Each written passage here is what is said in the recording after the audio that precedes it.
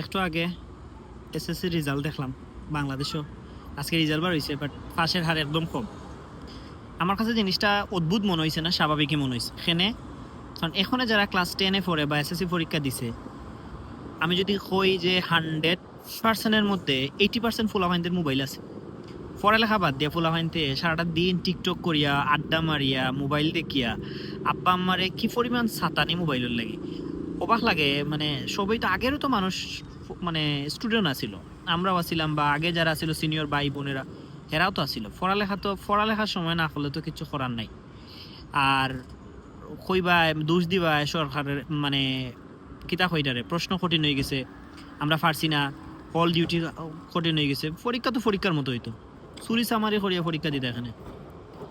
যেটা রেজাল্ট হয়েছে একদম ঠিক আছে, পাটফারি করা বাদ দিয়ে আবার প্রিপারেশন বালা করবা পরবর্তী এক্সামে। একটু আগে এসএসসি রেজাল্ট দেখলাম বাংলাদেশও আজকে রেজাল্ট বার হয়েছে, বাট পাশের হার একদম কম। আমার কাছে জিনিসটা অদ্ভুত মনে হয়েছে না, স্বাভাবিকই মনে হয়েছে এখানে।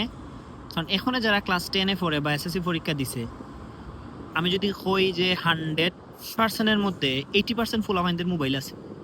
পড়ালেখা বাদ দিয়া ফুলাফাইনতে সারাটা দিন টিকটক করিয়া, আড্ডা মারিয়া, মোবাইল দেখিয়া আব্বা আম্মারে কি পরিমাণ ছাতানি মোবাইলের লাগে। অবাক লাগে, মানে সবই তো আগেরও তো মানুষ, মানে স্টুডেন্ট আছিল, আমরাও আছিলাম, বা আগে যারা ছিল সিনিয়র ভাই বোনেরা এরাও তো আছিল।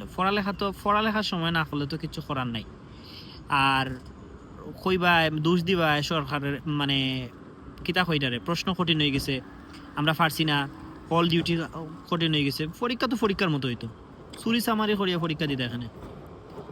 যেটা রেজাল্ট হয়েছে একদম ঠিক আছে, পাটফারি করা বাদ দিয়ে আবার প্রিপারেশন বালা করবা পরবর্তী এক্সামে।